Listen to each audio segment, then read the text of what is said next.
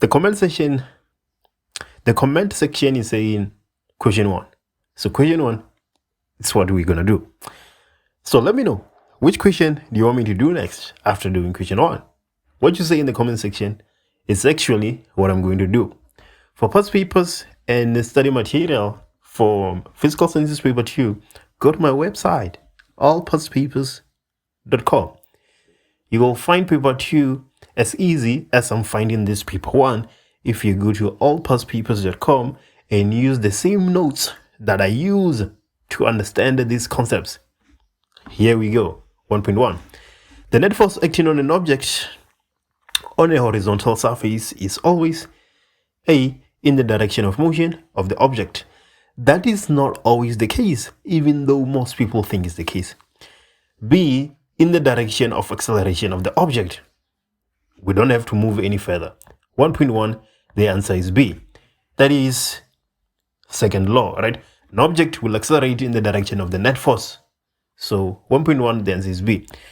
1.2, a hot air balloon is moving upwards at a constant velocity.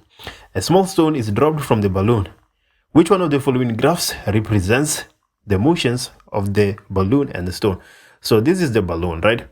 And then this is the stone. The balloon is moving up and then the stone is dropped.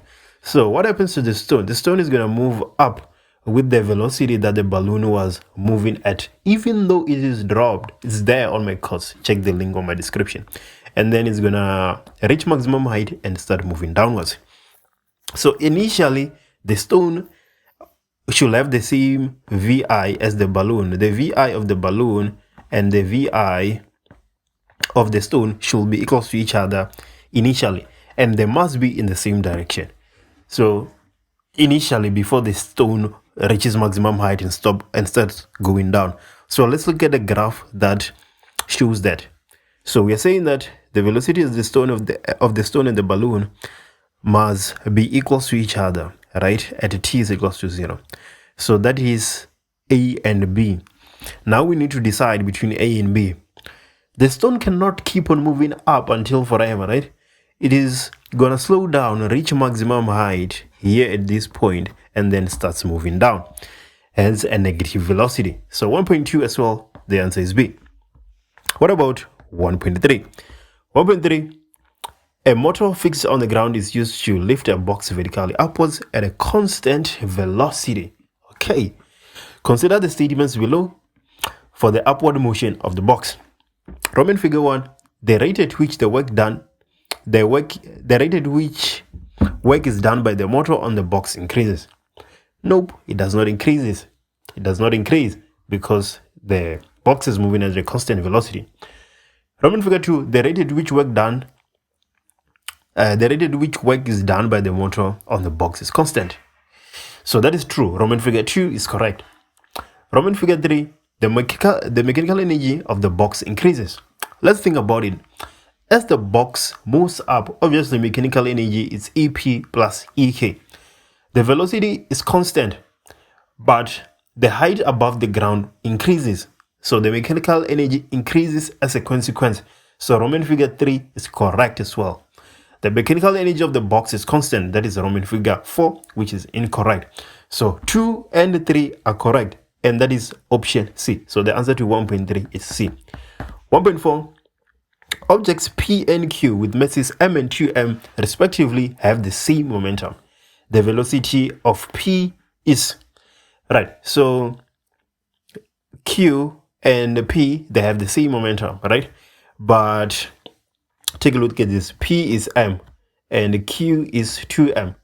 If they have the same velocity, then P, not the same velocity, but if they have the same momentum, then P must have twice the velocity of Q, and that is option C. So 1.4, the answer is C. When we calculate the momentum of Q, you would get 2mv, given that its velocity is v, right? And then when you calculate the momentum of P, you will get m multiplied by 2v, twice that of Q, and then this will be 2mv. So that is why the answer of 1.4 is C. Right. A block moves along a horizontal surface while a horizontal force F of magnitude 18 Newton and a constant kinetic frictional force of magnitude 16 Newton act on it.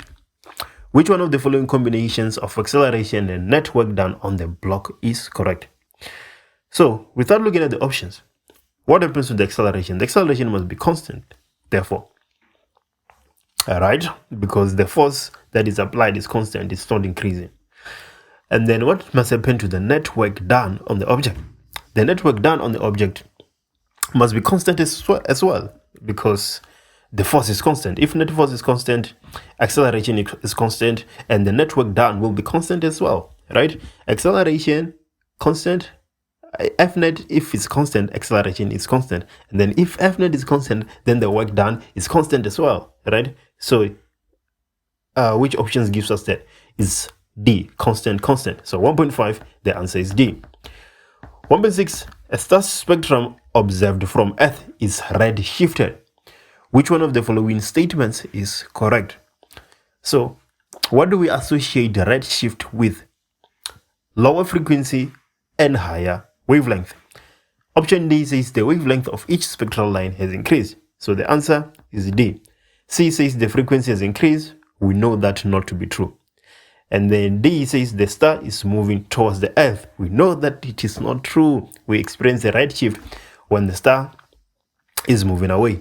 And then A is just a ridiculous option. The speed of light is increasing. Believe it or not, someone is actually gonna choose that option. 1.6. What about 1.7? 3-point charges Q1, Q2, and Q3 are fixed in a straight line. Q1 is r meters from Q2, while Q3 is 2 r meters from Q2, as shown in the diagram below. The magnitude of the charge on Q2 is Q. The net electrostatic force on Q1 is 0. So we're given the net on Q1, which is said to be 0. And the charge of Q2 is Q. We're looking for the charge of Q3 in terms of Q. The net is 0 at Q1. So we know that what Q2 and Q3 does to Q1 is the same. So if we remove Q1 in the equation, right, because it's not really important, and focus on the net at Q1, the net at Q1 must be 0 as well. So the net as a consequence of Q2 should be equal to the net as a consequence of Q3. So the net as a consequence of Q2, we're going to have KQ over R squared, right? And then as a consequence of Q3, KQ over R squared. So K and K are the same, so let's just drop them and be left with Q over R squared. So Q2 has a magnitude of Q. And then how far is it from Q1? It is R squared meters from Q1. What about Q3? This is our X. That is what we're looking for. And then how far is Q3 from Q1? 3R, right? So 3R squared. So Q is equals to R squared and then X over 9R squared. So Q over R squared is equals to 1 over 9 X over R squared. So we need these two things to be equal to each other. So how can those two things possibly be equal to each other? They are only equal to each other when X is equal to 9Q. We need X to be equal to 9Q in order for those things to be equal to each other. Because we're going to have Q over R squared being equal to 1 over 9 multiplied by 9Q over R squared. 9 and 9 cancels. We are left with 9 over R squared being equal to 9 over R squared. So that is option D. So the answer to 1.7 is actually D. We need the magnitude of Q3 to actually be 9Q. That is 1.7. Let's take a look at 1.8. So 1.8, 3 identical light bulbs X, Y, and Z are connected in a circuit as shown in the diagram below. Switch S is initially closed. Ignore the internal resistance of the battery. Switch S is now open. How will the brightness of bulbs X and Y be affected? So, because I'm not so smart, it's hard for me to answer this question without assigning values. I always have to assign values in questions like this. So I'm deciding that my EMF is 12 and my light bulbs, which are identical, as resistances 2, 2, 2. So now I will calculate the current initially when the switch is open and figure out what currents the bulbs experience. And then I'm going to close the switch and then figure out which current the bulbs experience when the switch is now open. So initially, when the switch is closed, right, we have V, which is equals to 12V, and then our resistance will be this 2, right?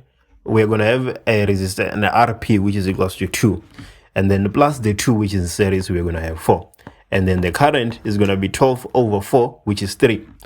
So X, Y. So X initially, am I doing that correctly? Switch closed. Okay, so this is when the switch is closed. When the switch is closed, X will experience a current of 3 ampere, right? And then Y will experience a current of 1.5 ampere because the current is going to divide. That is when that is when the switch is closed. Now let's take a look at an option where the switch is open. When the switch is open, V is still equals to 12V. But what about the resistance? When the switch is open, Z is no longer playing part. So we have a resistance of 4. How can we have the same resistances in 2 instances? Am I doing this correctly? So in the first instance, I had a resistance of 2, 2. The total will be 2 plus that 2. That will give me 4. So do I get a resistance of 4 again as well?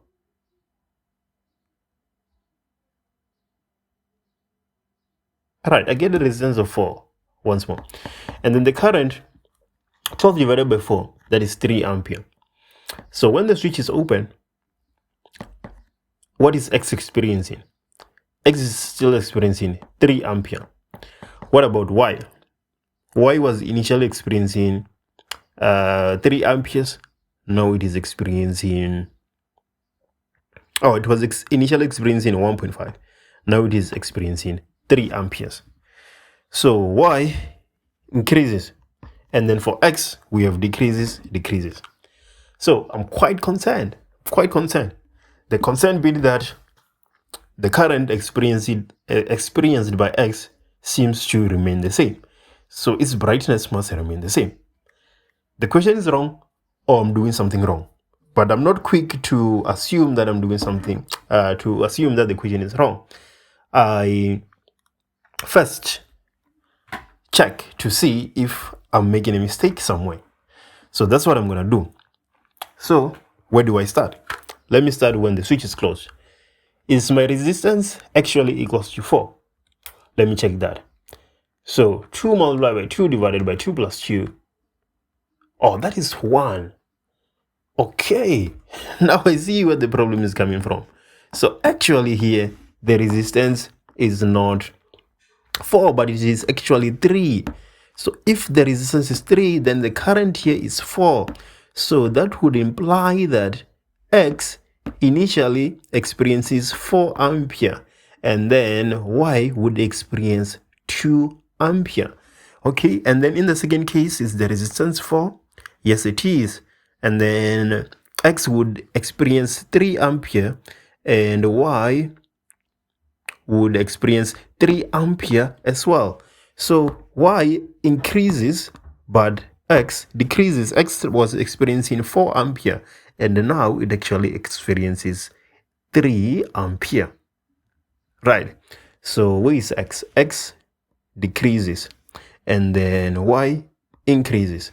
Oh, right. There we go. So the answer to 1.8 is actually B. I was making a mistake, but now I've addressed the mistake. Okay. So that is 1.8. These things can be tricky. Need to be very careful.